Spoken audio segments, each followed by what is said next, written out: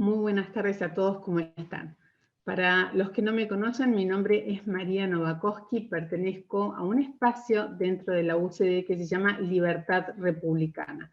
Lo que intentamos hacer desde aquí es compartir con aquellas personas que desconocen cuáles son cuál es el ideario liberal y cuál ha sido la trayectoria de nuestros referentes a lo largo del siglo XX.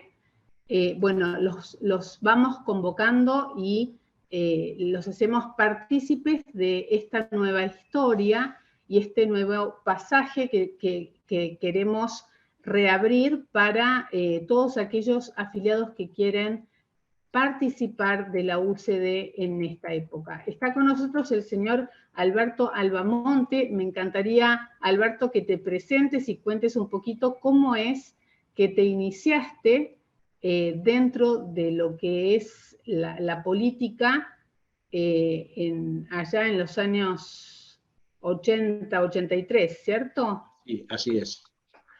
Bueno, en realidad yo soy liberal desde muy joven, a pesar que mi padre simpatizaba con el radicalismo, de alguna manera era un radical bastante atípico porque él defendía siempre los principios básicos de nuestra Constitución Nacional y los principios liberales que fueron, cuando se aplicaron, las causantes de que la Argentina pasara a ser una potencia mundial.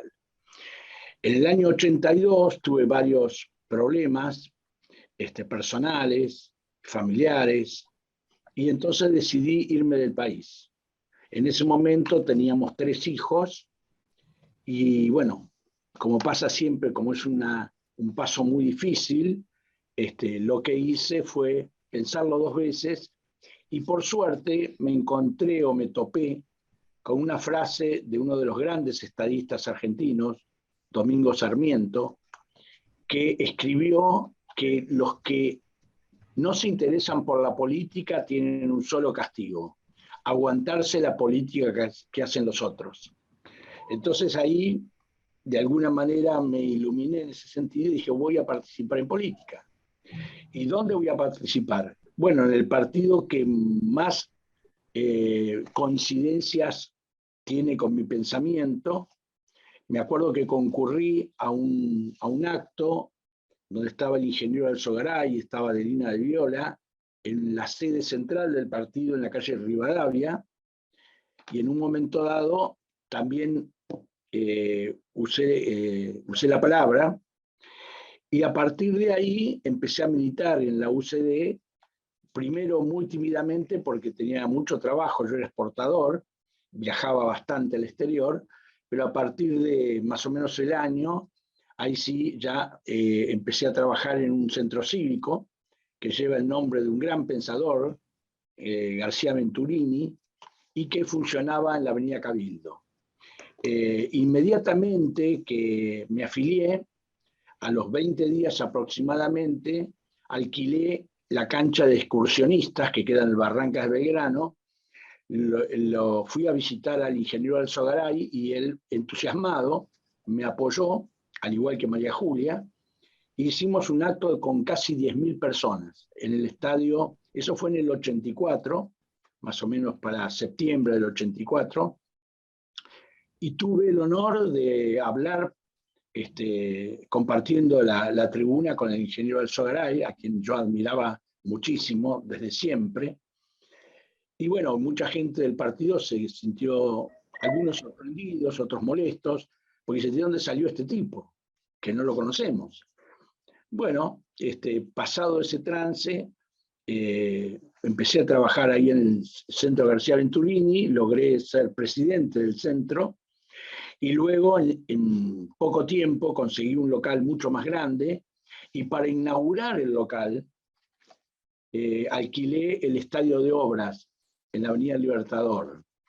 Y después pensaba, por ejemplo, que Angelos terminó su campaña a presidente en el mismo estadio, y nosotros lo habíamos alquilado solamente para inaugurar un centro cívico. Tuvimos mucha participación en ese momento, y recuerdo que uno de los periodistas más importantes de esa época decía que los liberales éramos tan pocos que hacíamos las convenciones en una cabina telefónica. Yo lo tomé como un desafío y con dos compañeros del centro cívico, Gerardo Siniscalchi y Marcelo Ruiz Parra, alquilamos la cancha de River. Bastante sorprendido el presidente de River, Hugo Santilli, que era el padre del actual dirigente del PRO, nos alquiló el estadio. Tuve que poner en garantía todos mis bienes, porque no había ninguna compañía de seguros que nos quisiera asegurar el acto. Y cuando lo lancé, primero fui a verlo al Sogaray. Al Sogaray también se quedó muy sorprendido, porque hasta ese momento lo máximo que habíamos hecho era hacer un acto importante en el Luna Park. Bueno, me dio su apoyo, hicimos la presentación en la Convención Nacional y en ese momento la primera votación fue 30-1. El único que votó a favor, o dos, fue Alzogaray y otro dirigente de la zona norte, Fernando Mancini. Bueno, hice uso de la palabra, ahí cuando Alzogaray también apoyó lo del acto de River, logré que el partido también me apoyara. Era un desafío grande, muy grande, porque nadie se había animado a hacer un acto público, mucho menos político, en semejante estadio que es el más grande de la Argentina. Sin embargo, tuvimos realmente el acompañamiento de todos los liberales, a punto tal que llevamos 70.000 personas al estadio y las plateas las cobrábamos $2 cada una, es decir, era bastante insólito. Alberto, Sí. perdona que te interrumpa. Antes de llegar a River, cuando hiciste el primer encuentro en el centro cívico, ¿vos ya habías estado militando anteriormente en política o era lo primero que hacías? No, nunca participé de política. Lo que sí, por supuesto, soy muy lector y he leído a todos los autores liberales y a otros también, socialistas y demás, pero activamente me sentía atraído fundamentalmente por la presencia de Álvaro Alzogaray, que ha sido no solamente un gran líder, sino una persona muy coherente.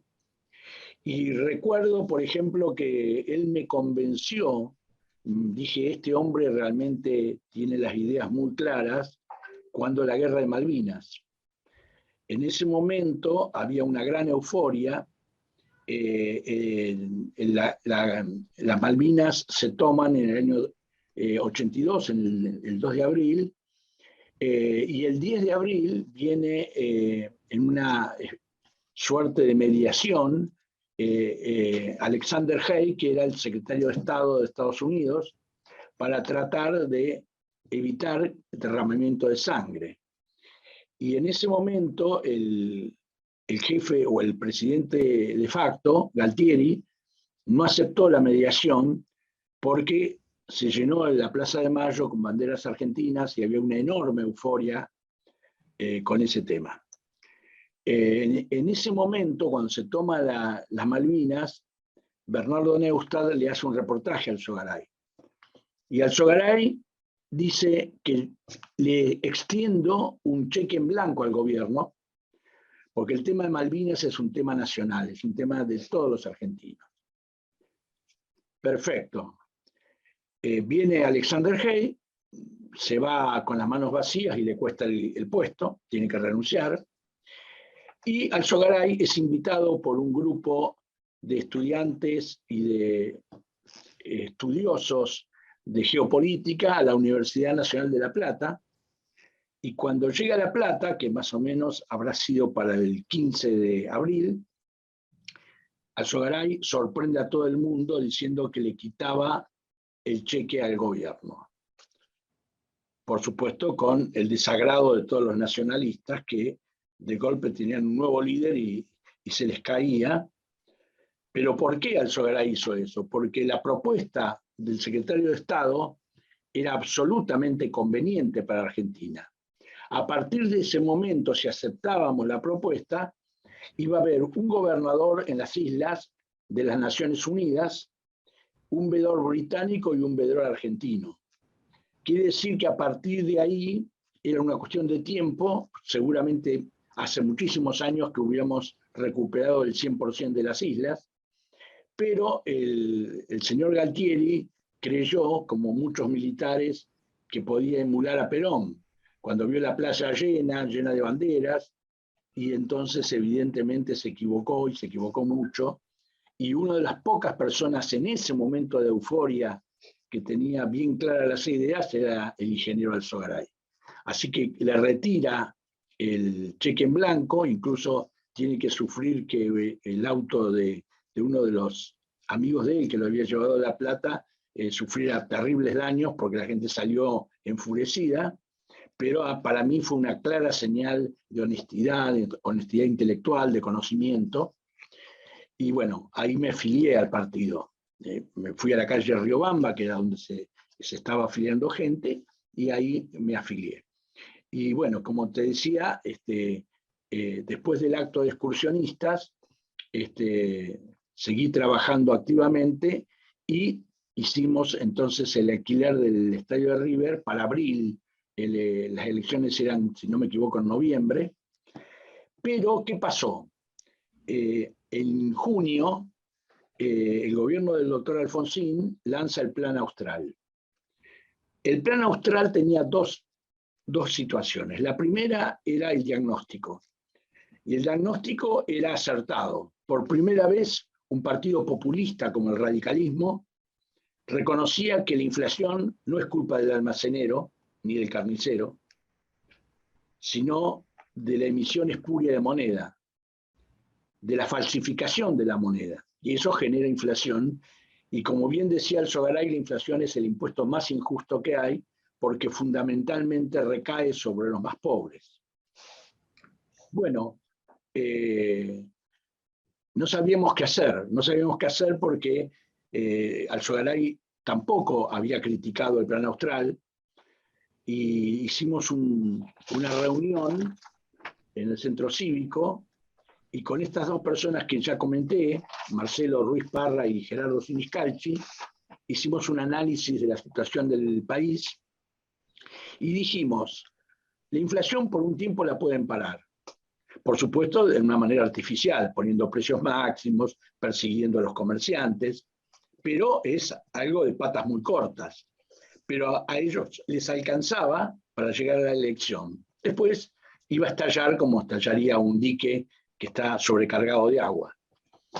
Pero en ese momento lo que nosotros visualizamos es que ya la ciudadanía estaba harto de las empresas del Estado, que daban muy malos servicios y eran caras. Por ejemplo, muchos de mi edad recordarán que para tener un teléfono había que esperar 30 años. Los cortes de luz, de agua eran muy comunes, y además se usaban las empresas del Estado como una forma de pagar favores políticos con los punteros, y entonces tenía una sobredimensión feroz. Claro, En ese Luis año, Alzogaray, año soy yo sola la 85, que de las distintas facciones de Puglico. ¿Cómo? Perdón. Hola. ¿Sí, me están escuchando? Sí, Sí, perfecto. Es el ingeniero Álvaro Luis Alzogaray que te quiere saludar. Muy Álvaro, buenas noches, Álvaro. ¿Qué tal, María? Me interesó muchísimo, por supuesto, este Zoom que has organizado, sobre todo para saludarlo a Alberto, que tenemos alguna historia en común, allá lejos de hace tiempo, y venía escuchando todo lo que decía. Un poco emocionado, porque eran luchas, la política, cuando habíamos empezado con la UCD, con abrir el camino a las ideas liberales, que realmente lo llegamos a conseguir en su momento, sobre la sociedad, y con las cosas que Alberto en particular, con su creatividad, hacía, porque no sé si yo llegué tarde o no, pero Alberto empezó, siendo joven, a montarse arriba de un elefante por la calle Cabildo, simbolizando el elefante, el enorme estado elefantiásico justamente que tenía. Así que fue todo un marketing impresionante. Después tuvo Justamente cuando vos ingresaste a esta charla, estaba precisamente contando, contaste, bueno, fui a ver al dueño de un circo en la Avenida Libertador, Estuve tomando mate con él y la señora, el hombre era un peronista, y le pedí prestado la elefanta, porque no sé si saben que el elefante macho no se puede domesticar. Todos los elefantes que figuraban o que actuaban en los circos eran hembras. Él se quedó sorprendido porque le pedí el elefante, pero accedió, le divirtió el tema. Con la señora del centro cívico compramos una gran sábana blanca y pusimos en letras azules, que era un poco la identificación de la UCD, el nombre de todas las empresas del Estado. Estas empresas que daban un déficit terrible y que daban también una pérdida para el país muy grande. Exacto, hicimos el acto, a mí no me conocía nadie, avisamos en los medios de comunicación que había un dirigente de la UCD que iba a hablar arriba de un elefante, y por supuesto el radicalismo, siempre malinterpretando las cosas, dijo, bueno, este va a ser un energúmeno que va a ser un papelón, manden todas las cámaras. Mandaron todas las cámaras, pero era tan ideológico el mensaje, tan claro, que lejos de ser un hecho negativo, se convirtió en un hecho absolutamente positivo, hasta el punto que el diario La Nación, en la primera plana, sacó una foto enorme, una foto mía arriba del elefante. Y creo que Clarín también, ¿eh? Si no mal no recuerdo. Clarín también, pero no en la primera plana. Pero okay. La Nación fue impresionante. Y además lo que decía el epígrafe de la foto, que es, al fin un dirigente se anima a montar al Estado elefante. Para nosotros fue una gran satisfacción y eso fue el empujón que nos permitió concretar el acto de River, que vos recordás muy bien porque vos estuviste en el escenario. Fue algo increíble, tu padre estaba muy emocionado, nunca lo vi tan emocionado, miles de personas bajo la lluvia, porque llovió el acto, nadie se movía, y te voy a contar algo que a mí me impresionó mucho. Cuando termina el acto, que recaudamos creo que $130.000, es decir, el acto dejó ganancia, porque cobrábamos $2, que eran 2 australes, la platea, y 200 chicas de la UCD, con su gorro azul, celeste, con alcancías inviolables, pasaron por todos los concurrentes y recaudaron una fortuna. Bueno, en ese momento, cuando termina el acto, lo voy a saludar porque nos había ayudado mucho el intendente de River, que era un hombre de muchos años en esa institución, y tenía su despacho con una gran ventana que daba a todo el estadio. Y me dijo algo que me impresionó mucho. Estaba muy emocionado, vio cómo la gente se desconcentraba y me dice, ahora entiendo por qué los arquitectos hicieron así el estadio. Es para gente educada, porque era un ballet. El hecho de que la gente se iba juntando para salir por las puertas, no era lo del normal del fútbol que se empujan, algunos se cae, sino que era realmente algo muy agradable, y la primera vez, creo que tenía como 30 años ya en la intendencia del club, que veía ese espectáculo, lo cual también me llenó de orgullo y lo he comentado bastante. A partir de ahí vino la elección del año 85, la UCD hizo una buena elección, y en el año 87 fue una fuerte interna. Hoy parece que eso ha desaparecido. Se criticaba mucho cuando algún dirigente, haciendo abuso de su poder, elegía a los candidatos a dedo. La UCD fue muy democrática. Hicimos no solamente una gran interna, sino que aceptando el reto de la oposición interna, que en ese momento estaba, el nombre era Unión Liberal, aceptamos que el voto fuera uninominal. ¿Por qué? Y tenía que ser uninominal según ellos. Porque, bueno, al Soberano iba a votar todo el mundo, pero a todo el resto, Siracusano, Albamonte, Ibarbia, etcétera, no. Eso es lo que pensaban. Se equivocaron totalmente, porque nuestra lista ganó en ese momento la interna, creo que por el 70-80% de los votos. La otra lista la encabezaba Adelina de Viola. Bueno, ahí existió esa elección, y en el 87 yo fui tercer candidato a diputado, detrás del ingeniero Alzogaray y de Héctor Siracusano, y le ganamos al peronismo en Capital, que no pudo meter su cuarto diputado, que era el señor Domínguez, y entramos varios en la Cámara, 4 diputados nacionales, después uno renuncia para ser intendente de Mar del Plata, y varios diputados provinciales, gran cantidad de concejales y demás, y entonces la UCD ya no era el partido que hacía las convenciones en una cabina telefónica, sino que se nos empezó a tener en cuenta. Y vos recordarás, estoy hablando con todos, pero ya que está Álvaro, que he tenido mucho trabajo con él, que nos daba un poco de temor usar la palabra liberal, porque había sido tan denostada por los gobiernos anteriores, que parecía que no era posible usarla sin un desmedro, digamos, de la elección. Sin embargo, sobre todo la juventud que estaba liderada por Pedro Venegas, un mendocino muy, muy inteligente, ellos usaron de prepo la palabra liberal, a punto tal que después, bueno, ya todo el mundo hablaba del liberalismo, y fue un acierto, realmente fue un acierto, porque las cosas hay que decirlas como son. Y en ese sentido tu padre ha sido un verdadero genio. Nunca fue políticamente correcto. Él cuando decía algo que no le gustaba lo decía, aunque se venía el mundo abajo.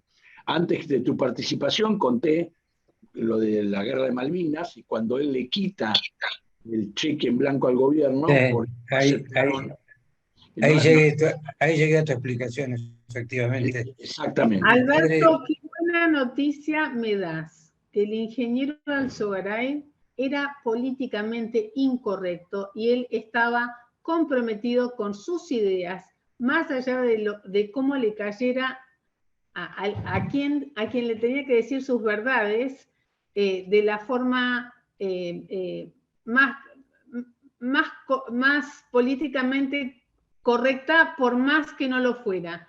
Uno tiene una visión, aquel que no estuvo en política en esa época, que era una persona muy, pero muy formal, profesional, pero cauto, muy cauto. Y escucharte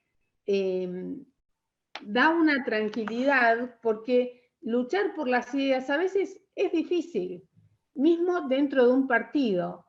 Imagino que vos, siendo tan creativo, porque esta creatividad que pusiste al servicio de la UCD la debes seguir teniendo hoy, no habrá sido al principio bien recibida por los antiguos afiliados. ¿Cómo pudiste imponerlas? ¿Puedo dar una palabra ahí? Sí, dale. Cuando Alberto, yo era miembro de la mesa directiva del Comité Nacional de la UCD en aquel momento. El presidente era mi padre, que era Alzogaray, y después, como dijo Alberto, había otra gente como Fernando Manchín, etc. Cuando Alberto trae la idea al Comité Nacional, se la trae primero a mi padre la vuelca a la mesa directiva del Comité Nacional.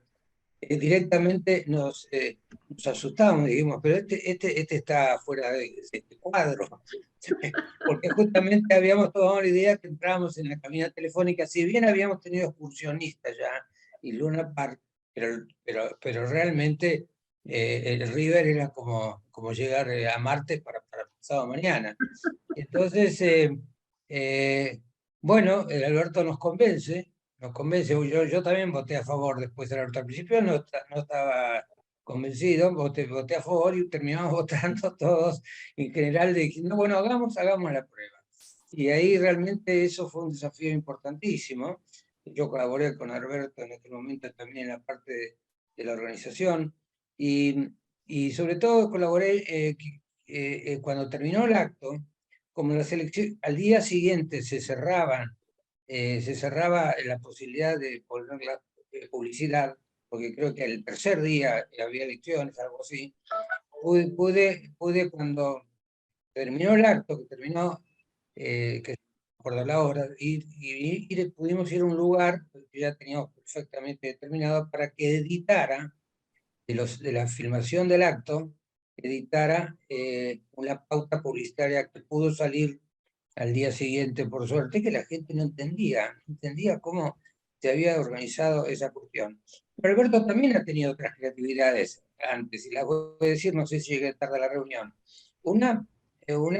Los pollos de Mazorín, famosos que todavía los se encuentran hoy. El país se había importado en la época radical mucho de Mazorín, que era el secretario de Comercio, había importado pollos y se estaban pudriendo en las cámaras frigoríficas, y un día Alberto hace la denuncia pública y fue un verdadero escándalo. Hoy todavía la gente se acuerda de los pollos de Mazorín, eso lo hizo Alberto. Después puso una vez un hielo enorme. Déjamelo escuchar a él. No, Por favor, pero Álvaro, no seas malo. me adelanto porque ya se Yo acaba lo voy a contratar a Álvaro Luis para que sea mi biógrafo. Bueno, termino acá porque puso un hielo enorme en la calle Florida, un hielo enorme que se venía derritiendo, y mostraba cómo el peso argentino se derretía a la par del hielo. El austral se derretía. El austral, ya porque era el austral a partir del año 85, efectivamente. Y creo que otras actividades frente al Banco Central, o sea, siempre estaba con creatividades y tenía un eco muy favorable, a favor de todas las ideas que la UCD, mi padre, venían serenando. O sea, Mirá, los tres temas, hice muchas cosas así, de esta manera, porque, como dije antes, los canales de televisión estaban todos en manos del gobierno. Claro. Los diarios independientes y las radios dependían de la publicidad oficial, porque la actividad privada tenía muy pocas posibilidades, y en consecuencia era muy difícil romper el hielo para llegar a la gente. Pero cuando el doctor Alfonsín hizo una conferencia de prensa después de entregar el gobierno mucho antes de su mandato, porque fue un desastre, a mí me sorprende todavía hoy cómo no se habla de los miles % de inflación que tuvo Alfonsín. Nos asustamos con el 8%, que es malísimo, por supuesto, de este gobierno, pero Alfonsín proyectaba un 3.500% de inflación el año Exacto. 1989. Exacto. Bueno, en ese momento le preguntó a un periodista qué era lo que más lo había perjudicado en su carrera presidencial y nombró 3 denuncias. Una fue el tema de los pollos de Mazorín, como vos bien señalaste. El otro, la corrupción de la aduana de Tierra del Fuego, donde se robaron 1.500 millones de dólares y donde logré, mediante una querella, que el administrador de la aduana fuera 8 años preso. Y la tercera, el terrible defalco en el Banco Hipotecario Nacional, que le costó a la Argentina casi 5.000 millones de dólares. Es decir, lo único que le faltaba en ese momento a Alfonsín es decir, Albamonte me hizo las 3 denuncias penales, ¿no? Eso fue posible, sobre todo por la gran cantidad de gente que nos apoyaba, gente de muchísimo valor que nunca había participado en política. La mayoría de esa gente que nos ayudó no había participado en política. Por ejemplo, tuve como abogado penalista, que era una pluma increíble, el doctor Munilla Lacasa.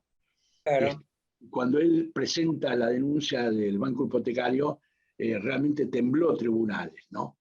Y además él, como buen amigo y asesor, me dijo, nunca hables de un tema de corrupción si primero no presentaste la denuncia a la justicia. Porque si no lo haces de esa forma, vas a perder credibilidad. Van a decir que mentiste, etcétera, etcétera. Entonces, eso fue lo que sucedió. En el caso de la aduana de Tierra del Fuego, yo pedí que viniera el administrador de la aduana, vino. Es normal esto en los delincuentes, cuando se los investiga por algún defalco, no es que esconden las pruebas, sino que al contrario, mandan miles y miles de carpetas porque los juzgados no tienen capacidad para poder analizarlas. Bueno, yo hice un convenio en ese momento con gente de la aduana, revisamos 10.000 permisos de embarque. El problema es que Tierra del Fuego tiene una ley especial, como si fuera otro país. Es una ley de promoción especial, pero no es otro país, es la Argentina, y la aduana es la misma, ¿no? Entonces se posibilitaba enormemente que no haya controles. Bueno, fue algo tremendo, a punto tal, recuerdo perfectamente que uno de los que me colaboraba me dice, mirá, este camión cargó el 5 de abril en Isidro Casanova, descargó en Río Grande de Tierra del Fuego y el 6 de abril volvió a cargar. Es decir, ese tipo de cosas que quedaban muy en evidencia. Yo, justamente para llamar la atención, convoqué a un acto frente a la escalinata de la aduana. Un amigo que fabricaba tinglados me hizo un galponcito en miniatura. Fui ahí, estaban todas las cámaras de televisión, y hablé de la corrupción en Tierra del Fuego. Y bueno, y llovieron huevos, ¿no? Nunca vi tantos huevos volando por Buenos Aires, pero eso generó, por supuesto, que la ministra de Aduana tuviera que ir a dar explicaciones al Congreso. Por supuesto no tenía ninguna, porque cuando le empezamos a mostrar las pruebas realmente no sabía dónde meterse. Y algo parecido pasó también con el banco hipotecario, aunque es un tema bastante más largo y tal vez un poco más engorroso para entender, porque lo de los pollos de Mazorín, si bien fue un desfalco importante, fueron, calculo yo, 150 millones de dólares, los pollos fueron comprados en Polonia, muy cerca de donde ocurrió lo de Chernobyl. Así que los pollos tenían un grado de radioactividad que no era, digamos, mortal, pero sí, ningún país quería comprar esos pollos. El único país que compró fue Irak, que estaba en guerra con Irán, y lo pagó $110 la tonelada. La Argentina lo pagó $920 la tonelada. Y como el Estado es bobo, porque si eso lo hubiera hecho un privado y ve que los pollos no se venden, los incinera, los tira y se acabó. El Estado no puede hacer eso. Tiene que justificarlo mediante expedientes y todo eso pasa meses y meses pagando frío, que es muy caro, en varios frigoríficos para mantener algo que después terminó en el cinturón ecológico, ¿no? Y aproveché siempre, aún en todas las denuncias que hice, que fueron muchas, aproveché siempre para pasar de alguna manera el mensaje liberal. Un funcionario no puede cometer este tipo de cosas que son de alto riesgo, porque importar producto perecedero es de altísimo riesgo. Dura muy poco, si no se vende, se echa a perder, pero si lo hace un privado, el que pierde es el privado. Pero cuando lo hace el secretario de Comercio de la Nación, el que pierde es la gente. Entonces eso había que ponerlo bien en blanco y negro, y realmente la gente lo entendió así, y fue realmente, como vos decías, una explosión muy grande a partir de esa denuncia. Por supuesto que no solamente hice denuncias. Por ejemplo, a los 15 días de haber asumido como diputado nacional, presenté un proyecto para la eliminación del Banco Central y volver a la caja de conversión, que fue uno de los elementos, sin ninguna duda, que convirtió a la Argentina en el 6º o 7º país del mundo. Quitarle a la burocracia la posibilidad de emitir dinero, o mejor dicho, de falsificar dinero, era un elemento fundamental para hacer las cosas bien. Bueno, lamentablemente, por supuesto, el radicalismo que en ese momento tenía mayoría, y también los peronistas, me lo rechazaron de cuajo, ni siquiera lo quisieron tratar. Ahora vuelve otra vez a tener, parece que todo vuelve en Argentina, ahora vuelve a tener protagonismo la discusión de si el Banco Central tiene que existir o no, y en el caso de existir tiene que tener independencia absoluta, no debe recibir ningún tipo de instrucción de parte del Poder Ejecutivo, porque así es como tiene que funcionar. Y recuerdo en ese sentido que el único funcionario que se animó a criticar esto siendo presidente del Banco Central fue Martín Redrado, que al final tuvo que renunciar porque él se negaba a hacer emisiones que le pedía el Ministerio de Economía. Así que bueno, ese es otro de los aportes que hicimos, muchos más, pero siempre estuvo todo de alguna manera apoyado intelectualmente por este monstruo que fue Álvaro Carlos Alzogaray. Él tomaba el micrófono en la Cámara, éramos una minoría absoluta, sin embargo, no volaba una mosca. Cuando el ingeniero Alzogaray se oponía a algo y lo fundamentaba, después, por supuesto, hacían lo que querían, pero ese respeto que él generaba fue muy grande. Yo tuve bastante relación con la gente del transporte automotor, sobre todo de colectivos, y Alzogaray, mucho antes de toda esta historia, varios años antes, teníamos en Buenos Aires lo que se llamaba la Corporación de Transporte, que eran micros muy, muy malos. Yo recuerdo que subía al micro y me descomponía. Y por supuesto lleno de empleados por todos lados, tenía guarda, tenían el chofer y guarda. Y Alzogaray, ¿qué hizo? Los privatizó, pero no se lo vendió a una corporación inglesa, se lo vendió a los mismos choferes, que hoy son los hijos de aquellos hombres que siempre lo vieron a Alzogaray como un verdadero innovador y cambió completamente el transporte en Buenos Aires gracias a una decisión política muy firme de parte de él, como una muestra más, digamos, de lo que él aportó al país. Quería decir lo siguiente, Alberto, por supuesto tus relatos son fantásticos, y la importancia que tuvieron, bueno, mi padre, por supuesto, cuando fundaron la UCD, y nosotros, vos, acompañándolos y actuando en una forma tan positiva para abrir el camino de las ideas, porque acá hay que entender que todo el frente, como bien decías hace un rato, era antiliberal. Por eso hasta al principio no nos animamos a usar la palabra liberal, por lo menos en el nombre del partido, que terminó siendo Unión Centro Democrático, pero rápidamente, por la juventud y el símbolo que empleaban, ¿te acuerdas? De la L, y además por la presencia de mi padre, decía, son liberales.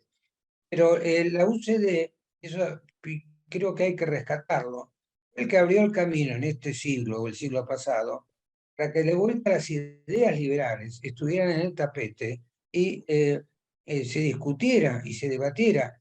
Y la prueba está creciendo todos los años, hasta que en el 89 hasta llegamos a ser la tercera fuerza política electoral en el país, con la fórmula Alzogaray Natale. Tuvo tanta influencia la UCD sobre la social y también sobre dirigentes de otros partidos. Llamémosle Menem.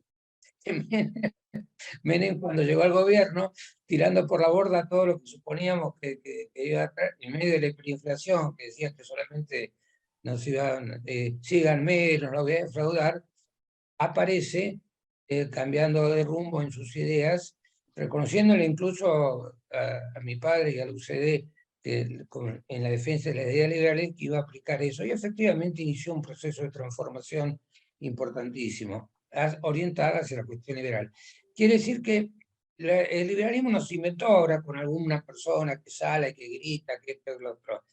Inventó, digamos, con Alberti. Después tuvo un ocaso muy grande en el periodo a partir de Perón, unos intentos en la época de Frondizi, justamente cuando mi padre fue ministro de Economía, y después la lucha que se hizo con los partidos políticos permitió abrir esa brecha enorme hasta llegar a lo que yo llamo un éxito. Éxito en la idea. Fíjate vos que hoy nadie discute prácticamente el tema de la inflación. ¿Por qué la inflación? Antes eran los comerciantes, el carnicero, como decís, el almacén, etc. Hoy por lo menos está concentrado en que solo el Estado es causante de la inflación a partir de la emisión de moneda espuria, como le llamábamos, o sea, falsificación de moneda.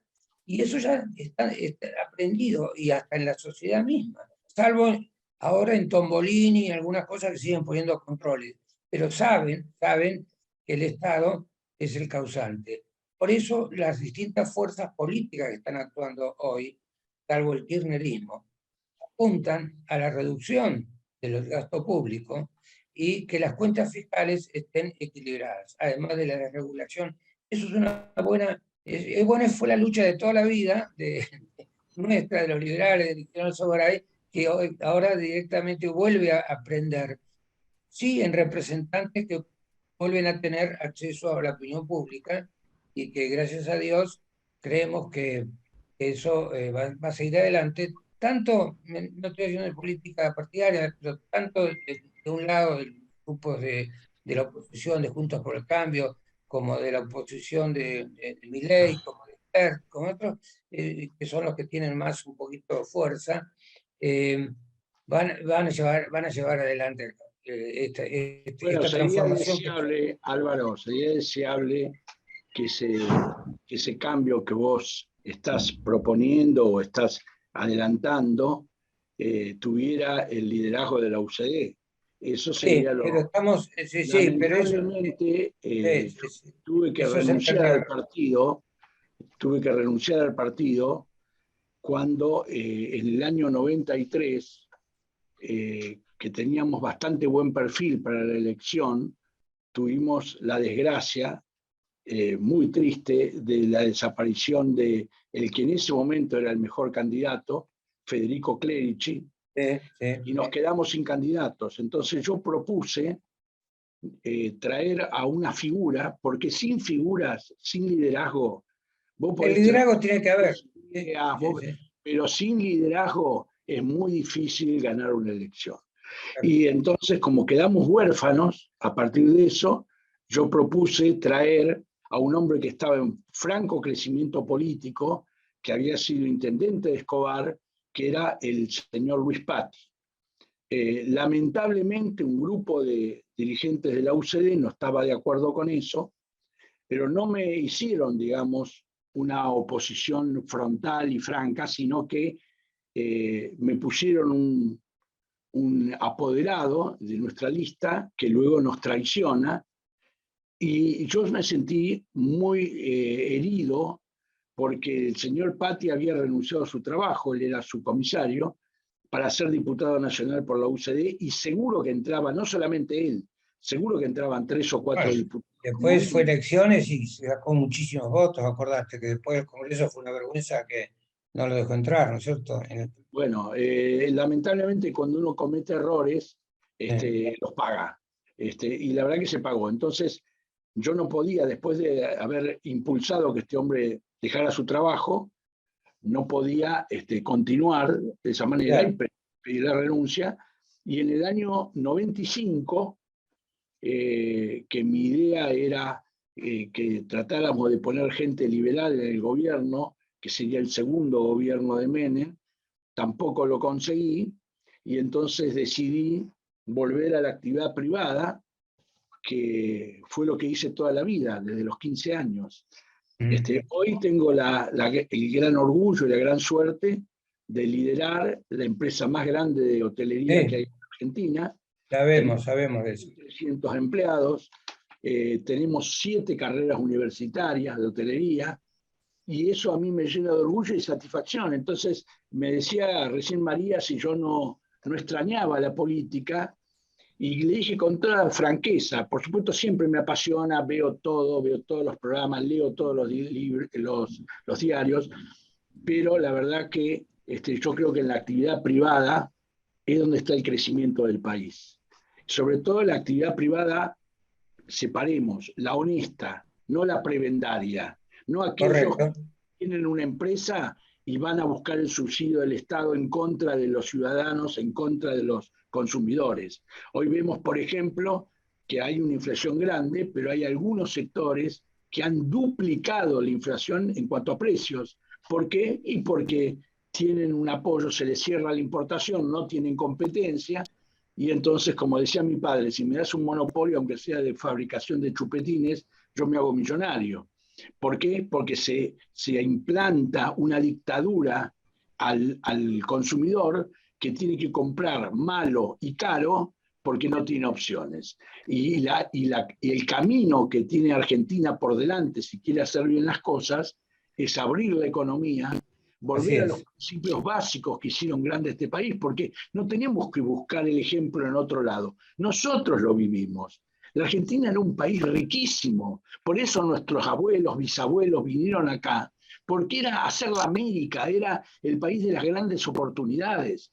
Y lamentablemente eso cada día se perdió más, ya no hay ni internas, todo se dirige con el dedo, hay una cantidad de subsidios enormes. Alguien que sabe mucho más que yo dijo, no hay que regalar pescado, hay que enseñar a pescar.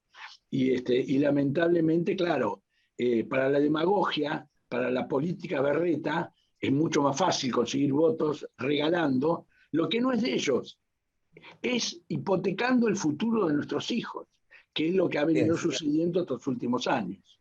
Alberto, yo le pido disculpas a María también porque tengo que irme ahora a una cena de liberales. Me alegro de haber hecho este contacto. Veo que la fibra política te sirve, en cualquier momento tenés que volver a la acción política. Eso es lo que digo.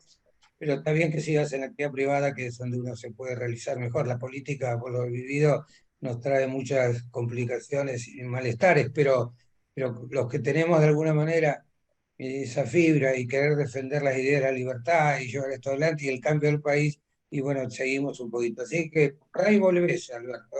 Bueno, y María, tenemos muy pocos minutos, no sé si querés abrir para alguien que quiera hacer alguna pregunta. Yo me despido y pido disculpas, porque si no, un abrazo grande, Álvaro. Alberto, un gustazo haberte visto, te veo fenómeno, siempre con la fuerza, la energía, y bueno, hasta muy pronto, nos veremos. Gracias. Hasta luego, María. Gracias. Muchas gracias. Muchas gracias por habernos acompañado, Álvaro. Alberto, ¿qué decir una persona que tiene buenas ideas? Yo me quedé en cómo pensaste las ideas que se te ocurrieron con la escultura del pollo Mazorín, con el elefante, que hoy necesitaríamos, no sé, una docena de elefantes para representar cómo ha crecido el Estado argentino. Pero vos sos un caso bien palmario, que cuando una persona tiene buenas ideas, tiene claros sus objetivos, le puede ir fantásticamente bien en el ámbito político como en el privado. Y me quedo con eso. Cuando uno tiene buenas ideas y tiene objetivos claros y trabaja de forma constante, logra sus objetivos. Voy a abrir... te voy a dar un ejemplo. Sí. Cuando yo todavía no era diputado, tenía un automóvil Mercedes-Benz, viejo, pero era un Mercedes-Benz. Y entonces me invitan a hacer un debate, nunca me olvidaré, en un colegio de Palermo. Y siempre en ese tipo de debates hay 4 o 5 activistas que son los que toman la palabra, los que agreden, los que insultan. Entonces se paró uno de los chicos y me dijo, usted es liberal porque es rico, porque en la puerta de este colegio hay parado un auto caro que es suyo y por eso usted es liberal. Y le dije, te equivocás. Yo soy rico porque soy liberal. Cuando uno no tiene disposición de luchar, no tiene claras las ideas, no tiene la confianza en sí mismo para crecer, evidentemente lo único que le puede esperar es que venga algún iluminado en el gobierno y les tire 4 pesos comprándole de esa manera la dignidad. Así que es muy importante que, sobre todo, a mí cuando me invitan a dar charlas, sobre todo en universidades, siempre trato que el auditorio sea joven, porque creo que los jóvenes son los que tienen más posibilidades, obvio, biológicas, para cambiar este país. Pero hay que dar la batalla de las ideas. Si no las damos, vamos a encontrarnos con que cada vez la Argentina va a ser más pobre, siendo un país potencialmente riquísimo. Tenemos unas posibilidades enormes si hacemos bien las cosas. Yo viajo mucho por mi profesión y escucho las críticas, porque todo esto hoy sale en todos lados. Cualquier declaración del presidente o de quien sea sale en todos los diarios, y no pueden creer que la Argentina, que era un país tan fabuloso, haya caído de la manera que cayó. Pero hay que tener esperanza, hay que luchar. En lo mío yo lo veo todos los días, que hay mucha gente que quiere invertir, que quiere generar fuentes de trabajo, que defiende su ciudad, entonces dice, voy a hacer algo para mi ciudad. Hay mucha gente buena y mucha gente positiva. Lamentablemente no son los que tienen el poder. Alberto, yo sé que vos a la política por ahora no te atrae o no te seduce tanto como cuando eras joven o más joven, pero yo te pido que nos permitas convocarte, porque siempre es bueno la visión de alguien que ha vivido y ha vivido una época de contienda política real. Hoy, por ejemplo, yo miro los candidatos que tenemos a presidentes y realmente veo cómo ha caído el nivel de gente. Yo me imagino a un tipo como el ingeniero Alzogaray frente a un Guado de Pedro, por ejemplo. Digo, ¿cómo ha caído el perfil de político argentino? Yo no sé si eso creo que se traslada a toda la sociedad, ¿no? Pero bueno, el poder tener la oportunidad de preguntarte, de consultarte, que te quedes como consultor histórico de los referentes liberales de la UCD, que nos des esa oportunidad de preguntarte, che, mira, tenemos ganas de hacer esto, ¿qué te parece? Sé que sos un hombre recontra ocupado, hoy me contaste que tenés 25 horas por delante, yo soy arquitecta, sé muy bien en qué estás metido, pero hay cosas que no se pagan con un cheque a fin de mes, y la historia no se construye con ladrillos, se construye con hechos y con ideas. Por eso te pido que nos permitas convocarte, consultarte, tenerte ahí, como está Álvaro, que bueno, que él no está en ninguna candidatura, pero cada vez que necesitamos consultarlo, él está haciendo su pequeño aporte. Bueno, perfecto. María, yo te agradezco a vos esta oportunidad. Saludo a toda la gente que ha tenido la paciencia de escucharnos. Y por supuesto, siempre voy a estar, yo recibo a todo el mundo.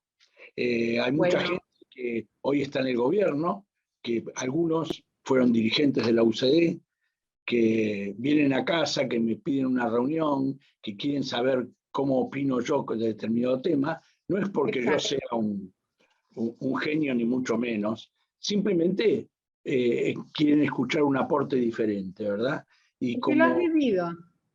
Sí, y aprendí mucho del Alzogaray, aprendí mucho de él, porque lo importante es defender las ideas a capa y espada.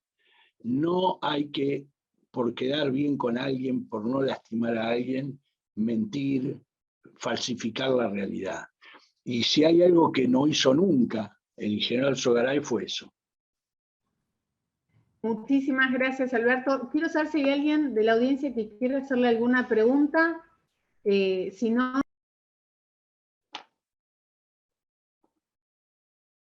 Bueno, María, te agradezco mucho.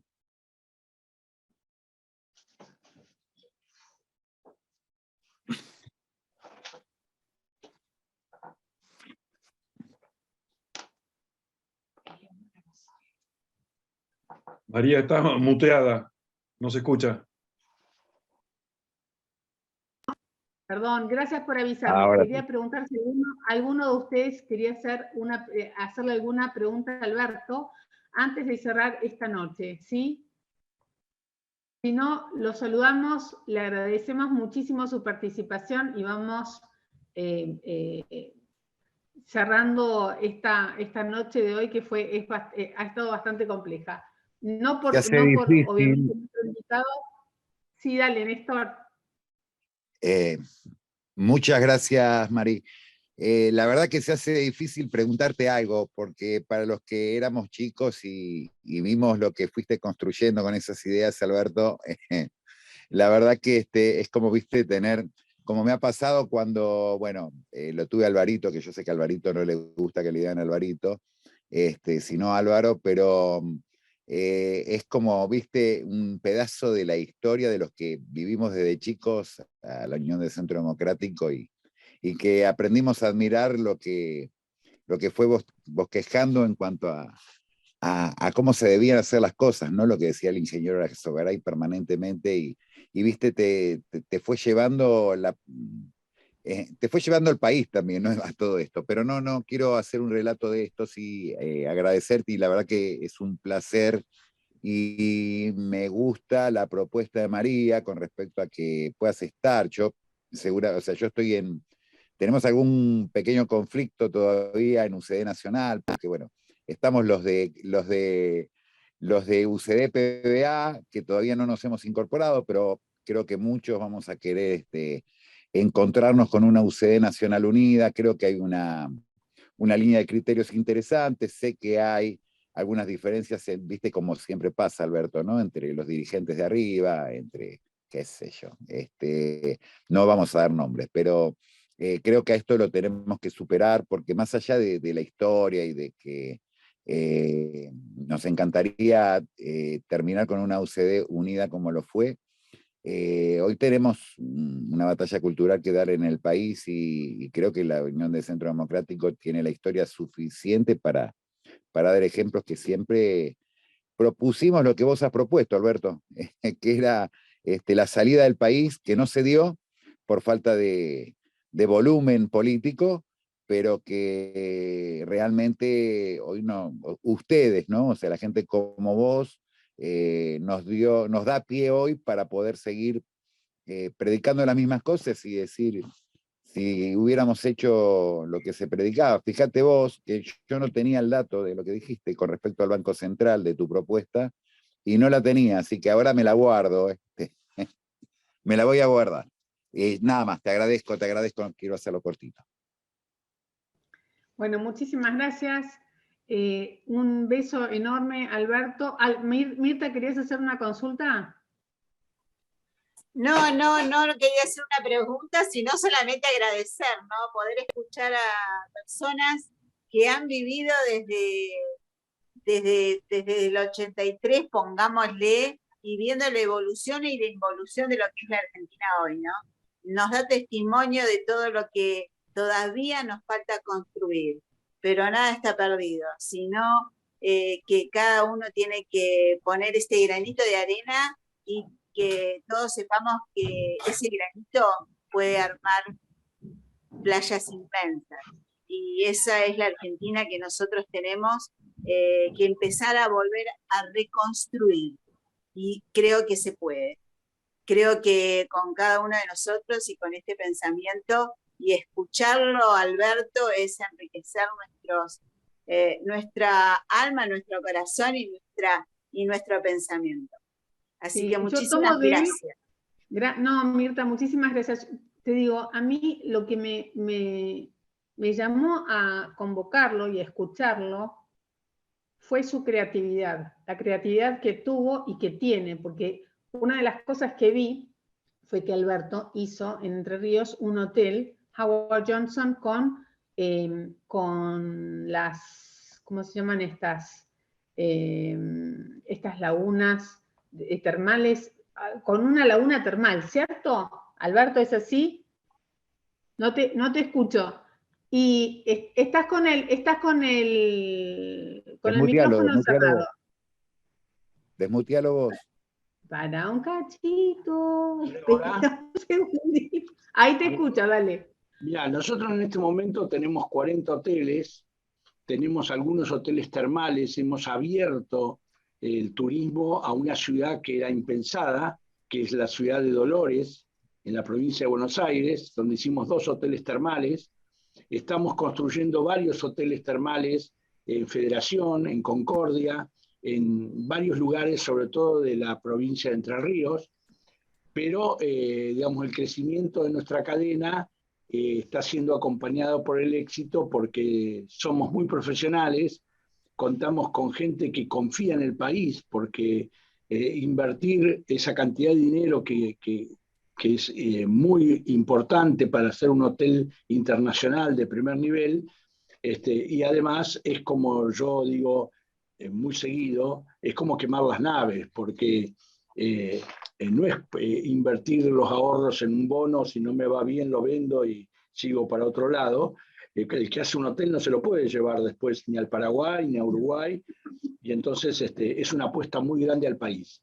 Y trato todos los días con empresarios de distintos rubros que ven en la hotelería y en nuestra participación una gran posibilidad de inversión. Entonces yo estoy muy, muy satisfecho, muy contento con mi equipo, creo que tengo el mejor equipo, y además pertenezco a la organización hotelera más grande del mundo, con 9.300 hoteles. Cuando vino acá el presidente de la cadena, lo presenté en una conferencia de prensa y dije, si este señor quisiera conocer la cadena y viajara un día a cada hotel, tardaría 25 años en recorrerla toda.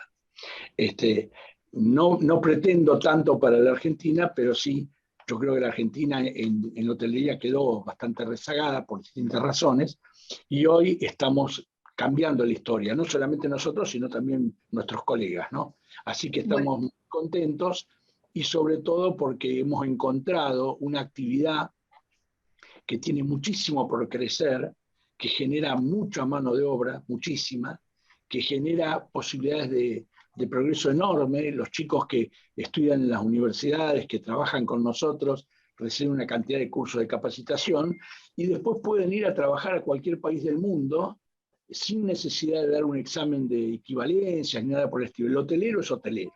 Y si tuvo buenas calificaciones en una cadena grande, tiene las puertas abiertas en cualquier lado. Entonces, para mí es un gran desafío lo que estamos haciendo, y si Dios quiere vamos a seguir creciendo si la gente nos sigue acompañando. No solamente los que invierten, sino también los que van al hotel. Es un gusto escucharte, tu creatividad, tu claridad de pensamiento, los objetivos que te fijas, tanto, como dije, en la política como en la actividad privada, hacen e hicieron la diferencia en vos. Celebro que hayas formado parte de nuestro partido, sos una luz para nosotros y te agradezco muchísimo el acompañarnos. A todos ustedes les mando un beso enorme, nos vemos la próxima. Mari, sí. ¿puedo hacer un pequeño comentario? Y aprovecho porque acá está Eduardo Dadario también, que lo estoy viendo en el chat, otro gran dirigente de la provincia de Buenos Aires. ¿Y qué pasaría, por ahí hasta le pregunto a Eduardo también, ¿no?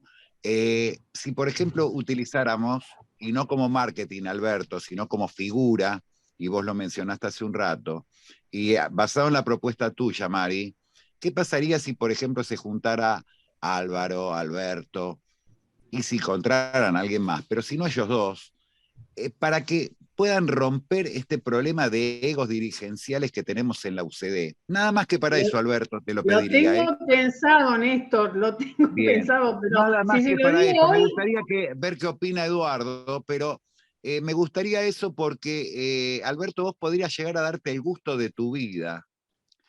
Que no sería hacer política. Pensado, pero si lo digo hoy, no me atiende más el teléfono. Mira, déjame que se lo venda. Total, yo no tengo el teléfono de él, tenemos contacto vía Facebook, pero ni él está en la red y yo, como no nos escribimos nunca, no tengo esa oportunidad. Pero yo te quiero decir esto, Alberto. Viste que uno llega a momentos de la vida donde dice, ¿por qué no me doy algunos gustos, no? Y vos te diste todos, pero mira si pudieras cerrar en estos tiempos que te quedan de determinada energía, pero no para ser presidente de la UCD y meterte en todo el lío político que sabés lo que es. Hay un barro de egos y de cosas que suceden, ¿no? Pero sí para decir, para uso de las figuras, estamos un poquito arriba de los dirigentes actuales que tiene la UCD. Y muchachos, acá se termina el problemita de fulano, mengano. Tenemos un libreto, tenemos, digamos, una línea de pensamiento, se sigue esto, tenemos las antiguas consignas del partido, estamos de acuerdo, bueno, con estas antiguas consignas unificamos la UCD y acá tenemos, o sea, preservamos todo lo que tuvimos y se termina todo, o sea, ni hubo buen tiempo, ni, bueno, no voy a dar nombre. O sea, muchachos, todos a laburar en equipo. ¿Qué opinas, Alberto? Bueno, por supuesto, lo que yo siempre luché, y también en algún momento de la charla lo dije, que por más que uno tenga las mejores ideas, necesita liderazgos, sobre todo en la Argentina, que es un país presidencialista, un país con fuertes liderazgos, y no sé si en este momento el partido cuenta con alguno de esos líderes, pero se los puede buscar, porque hay gente, hay empresarios, hay gente realmente que piensa como nosotros, muchísima gente que piensa como nosotros, pero no se quiere meter en el barro, porque dijo una vez un gran dirigente socialista, el que se mete en política tira su honra a los perros. Y entonces, por supuesto, que es más cómodo dejar que los demás hagan algo sin comprometerse. Yo en este momento no tengo interés en participar, por supuesto me han tentado de todos lados, pero mi voluntad firme es hacer crecer la compañía, porque estamos dando mucha fuente de trabajo y crecimiento en las ciudades. Donde ponemos un hotel internacional, la ciudad se contribuye a hacer crecer la ciudad. Así que es una forma de hacer política también, ¿verdad? Sí. Si el empresario honesto hace política, tal vez mejor incluso que aquel que simplemente está en un cargo público. Muchísimas gracias. Tengo que cerrar porque tengo, como dijo Álvaro, tenemos una comida con políticos liberales y no quiero llegar muy tarde porque me van a mirar de costado. Así que les agradezco les agradezco el estar con nosotros hoy. La semana que viene nos volvemos a ver. Gracias, Alberto. Gracias a vos. Seguramente te voy a llamar para hacerte consultas o por lo menos para que me des tu visión sobre determinados puntos específicos para desarrollar. Beso enorme, nos vemos. Gracias. Chau a todos, gracias. Hasta luego. Placer. Chau.